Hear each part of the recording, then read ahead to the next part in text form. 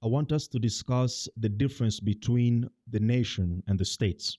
And the reason why I want to discuss this is because I want us to understand the reason why our leaders behave in the way they always behave. And of course, it is no longer a secret today that one of the problems that we have in Africa is the bad leadership. And when we talk about bad leadership, mostly we see the corruption, mismanagement of the resources, and we saw also maybe incompetence of the leaders. But the reason why our leaders behave in the way they behave is what we haven't really fully understood. And that is what I am willing to describe on this presentation. So, as usual, we begin with our revolutionary greetings to all of you African people. Peace and love, freedom and decolonization to all African people, those at home, those abroad, and those in the future. If you have two shoes, please sell one and buy a sword, because now it is time for revolution. And this revolution is no longer on the streets. This revolution is in the mind, because if we are not in charge of our mind, the enemy will take control of our bodies and make us the tools of self-oppression. Once again, revolutionary greetings. My name is King Kabbalah from the African Continental Unity Party. We thank you for your time and your commitment to our weekly program. So, as announced, we are discussing the difference between the states and the nation. Of course, there's a difference between the states and the nation. If you check in your dictionary, you will see that the nation is actually a cultural and social community of people who share the same identity, the same history, and also sometimes the same aspiration, right? People who share culture, language, names, so forth and so on. These people come together, make what we call the nation.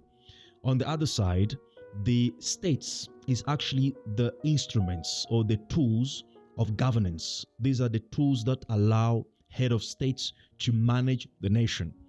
Now, what I want us to pay attention to is that whenever the head of states or our presidents, our leaders are sworn in, they take the oath of office not to the nation, but to the states. And that's the reason why actually we call them head of states, right? They are sworn in to manage the states, to handle the affairs of the states.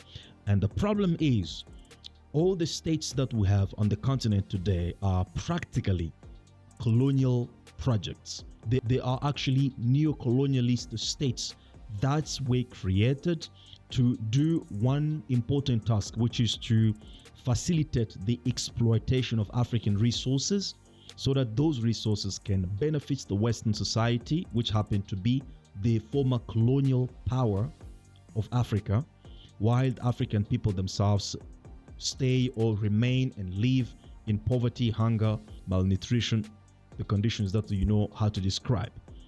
The example simple and stunning in front of all of us. We have gold, we have oil, we have platinum, we have diamonds, we have all these resources. But when you look at the condition of many African people, right, on the continent, you will see that many of them cannot afford to feed themselves sufficiently, to feed their children, to pay school fees, to provide for all the necessary needs for themselves and for their children, while their land produces all the resources that the world wants for power, for prominence, for prosperity, for growth, for development. But we don't see that development on the continent, but we see it overseas, simply because the states as it is today function to manage these resources for the benefit of foreign countries, which happen to be, as I said, former oppressors, not for the African nations. That's the reason why our presidents are in place.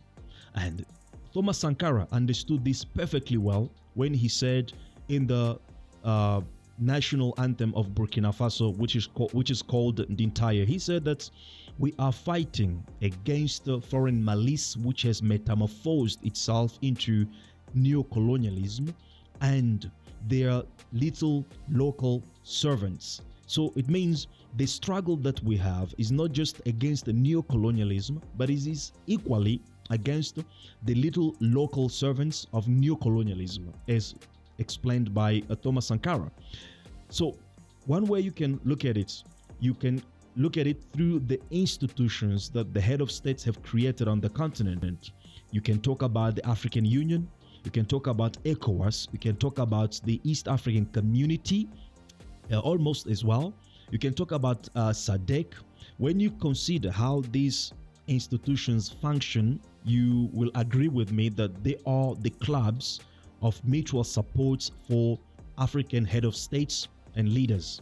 Firstly, you will see that they hold themselves diplomatic passports, which allow them to travel freely across the continent. The condition that we as the masses or the nations, we don't enjoy. For me to travel to Ghana, I need to go through the process of seeking for visa, so forth and so on. For me to go to Nigeria, is the same thing. There are only a few countries such as East African Community where you can travel without a visa, but in most cases we are still facing these conditions. But the head of states, they don't really go through those conditions, simply because the African Union is in reality the union of the head of states, not the union of African nations, the same as ECOWAS, so forth and so on. Secondly, when you look at how this institution functions, as I said, there are like clubs for mutual support. So, for example, if there's a military coup d'etat in a particular country, all the head of states, they will jump in to support and defend their comrade who was overthrown. They will come with the sanctions. Some of them even threaten with military actions. We just saw it recently in Benin, when there was an attempted coup d'etat. Nigeria jumped in and then intervened, right? But on the other hand, when there is what we can call a constitutional coup d'etat, the act of modifying the constitution in order to remain in power or to rig the election, like what happened in Cameroon, what happened in Tanzania, what happened in Ivory Coast, we don't see the same energy by the head of state to come and intervene to defend and protect the rights of the population, of the masses who make up the nation. We don't see that. So I'm saying all of this to make a point that African Union is the union of the head of states, not the union of African people. Now, the main point is, what then? Or maybe the main question is, what then? And I think we have to create alternative organizations, because we have the union of the head of states. We then have to envisage creating the union of African nations. We have Pan-Africanism of head of states. We have to think about Pan-Africanism of African nations, right? We have mutual supports or institutions of mutual supports for the head of states. We have to create or to think about creating the institutions of African nations, mutual supports. I don't know if I'm making myself clear. So it means we have to think about alternative solution instead of relying on the instruments that were created by the oppressors to manage our resources or to exploit us, believing that those same instruments and the agents will help us to achieve right, what we want, right, what the Westerners never wanted us to achieve, which is the total liberation of Africa. So by saying this, what I'm trying to say practically is that we have to come up with the solutions based on community or at community level. It will be a contradiction to think that we can come up with initiative to change the whole nation if we haven't been able to change our communities.